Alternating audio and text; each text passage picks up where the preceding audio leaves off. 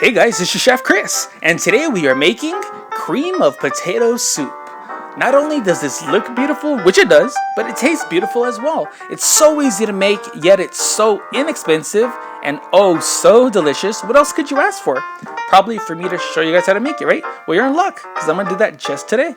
Alright, now in a bowl, we're going to get started. We have got some potatoes, which I diced up nicely. They're Yukon gold potatoes. I peeled two, I used three of them. I peeled two, kept the skin on one of them, because I like a little skin in my soup. Alright, so in a pot, we have got 6 slices of bacon that are thick, nice, good pieces of bacon that I sliced up, and we're going to saute and fry these just to get nice and crispy. Now, unfortunately, I'm at a young lady's house, and her pans are a little thinner than mine, so we got a little crispy, a little too fast, but it's totally fine. It worked out. We're going to take out that bacon and reserve it, but keep in that bacon grease, okay? So we're going to saute some nice onions, a cup of onions, a cup of celery, and of course, we're going to season everything with some salt and some fresh cracked black pepper.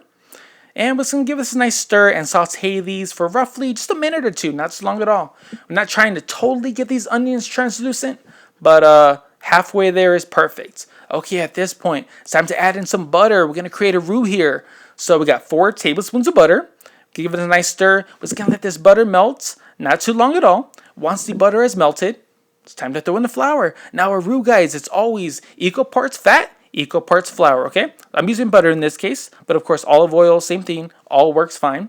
Give it a nice stir, and it's going to cook this flour, okay? It's going to turn a little pasty. It's going to adhere to the onions and the celery. That's what you want, totally normal. So cook this down, get that flour taste out. 4 minutes later, it's time to add in our chicken stock. Now a big tip, a good saying is always hot roux, cold chicken stock, no lumps, okay? So I keep my chicken stock in the fridge.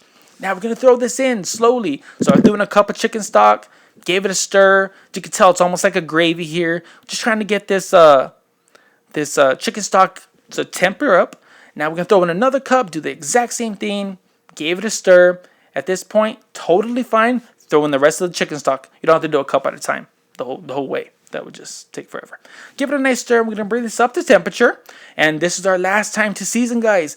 Right before we throw in our potatoes, so we got a good amount of salt, some cayenne pepper, good pinch for some heat, and we're going to throw in our potatoes. So I drained them and tossed them right on in, and we're going to bring this up to a nice boil. Now I'm trying to heat here up, of course, about medium-high, and I'm going to cook these for about 10 minutes. But out of the corner of my eye, I'm like, oh no, I forgot to throw in the garlic. But better late than never, right? But do as I say, not as I did. Throw it in when you throw in the butter. That will give it enough time.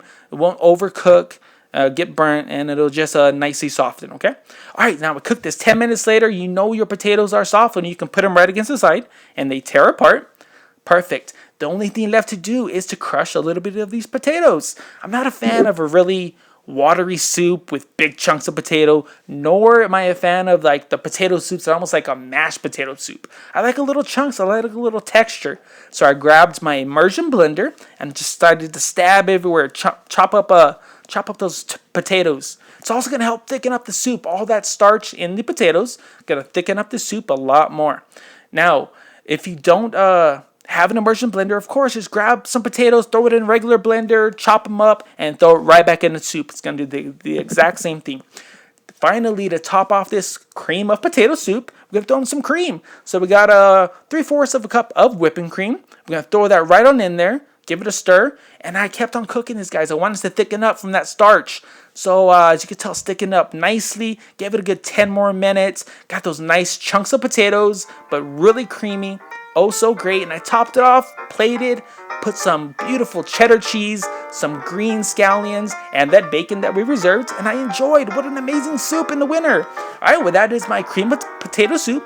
Any recipes you guys would like to learn how to make, let me know. And as always, I hope you guys enjoy.